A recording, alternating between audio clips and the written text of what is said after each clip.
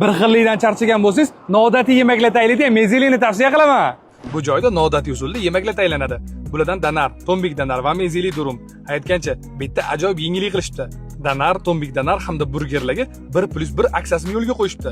Undan tashqari tombik danar, lavash, mezeli durumga maxsus setlar ham bor ekan. Bu setlarning ichida yemaklardan tashqari kartoshka free va ichimligi bo'ladi. Birinchi bo'lib danarni tatib ko'rdim.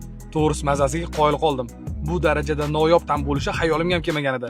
Ichi bagirgina, yegan saringiz yegingiz kelar ekan. Ketidan tombik danar, yonida qo'shib yeyishga pomidorli souslar bilan qatiq bo'lar ekan. Tovuq go'shti bilan o'zgacha kombinatsiya bo'ldi. Xamirini o'zligi pishirishar ekan. Ta'mi yaxshi, haqiqatan ham boshqacha narsa ekan. Oxirida bu joyi fishkasi bo'lgan mezeli durum.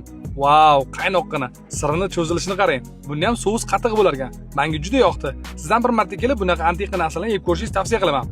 Nobodagi Yandex, Bolt, Uzum tezkor va Telegram bot orqali buyurtma qilsangiz bo'ladi.